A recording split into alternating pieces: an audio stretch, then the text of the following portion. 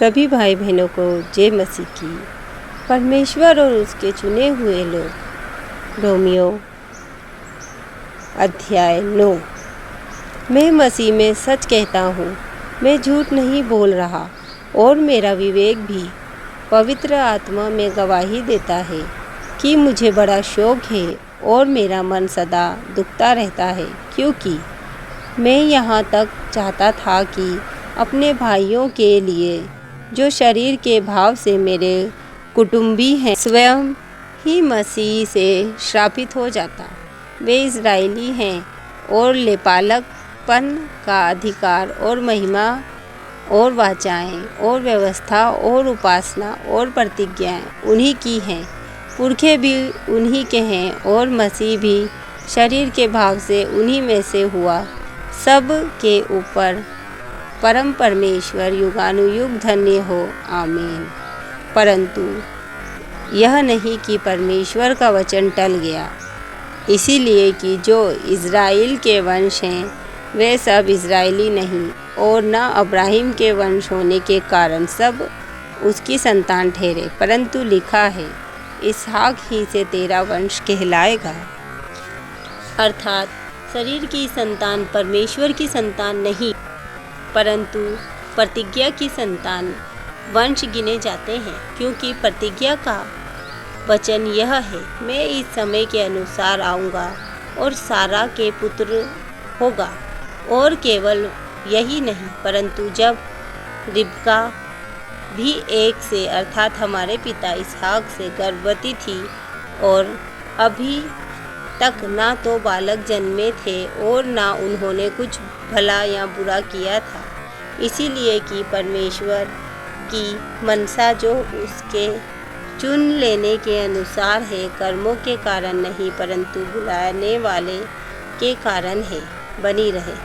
उसने कहा, जेठा छोटे का दास होगा, जैसा लिखा है, मैंने याकूब से प्रेम किया परंतु एसाव को अपवित्र जाना। इसलिए हम क्या कहें, क्या परमेश्वर के यहाँ अन्याय है? कदापि नहीं, क्योंकि वह मूसा से कहता है, मैं जिस किसी पर दया करना चाहूँ उस पर दया करूँगा, और जिस किसी पर कृपा करना चाहूँ उसी पर कृपा करूँगा।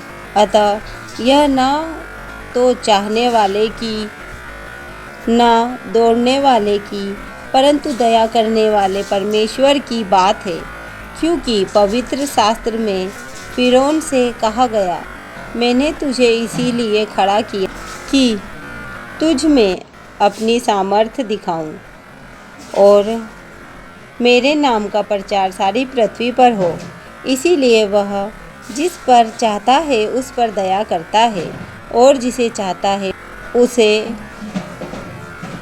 कठोर कर देता है।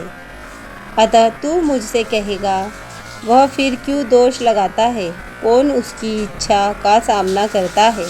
हे मनुष्य, भला तू कौन है जो परमेश्वर का सामना करता है?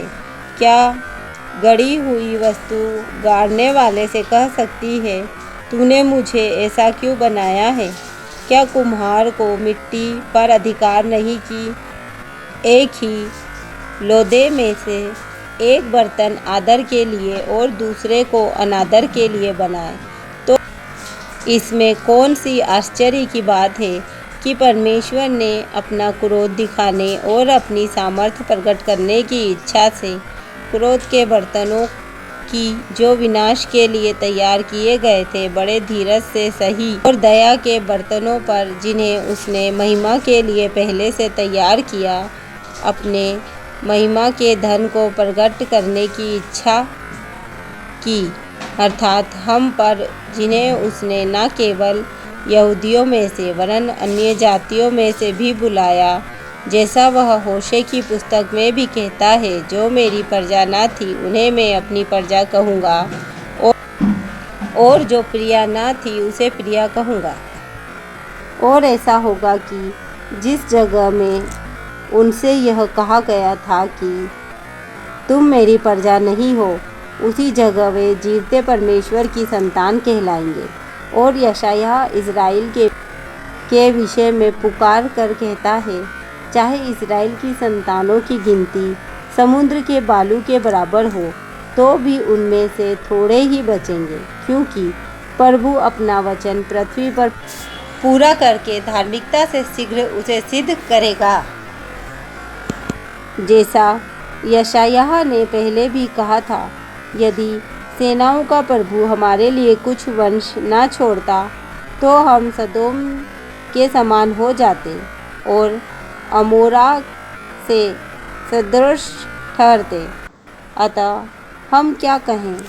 यह कि अन्य जातियों ने जो धार्मिकता की खोज नहीं करते थे, धार्मिकता प्राप्त की, अर्थात उस धार्मिकता को जो विश्वास से है, परंतु इजरायली जो धर्म की व्यवस्था की खोज करते थे, उस व्यवस्था तक नहीं पहुँचे। किस लिए? इसलिए कि वे विश्वास से नहीं परंतु मानो कर्मों से उनकी खोज करते थे। उन्होंने उस ठोकर के पत्थर पर ठोकर खाई, जैसा लिखा है, देखो मैं सिय्योन में एक ठेस लगने का पत्थर और ठोकर खाने की चट्टान रखता हूँ, और जो उस पर विश्वास करेगा वह लज्जित न होगा।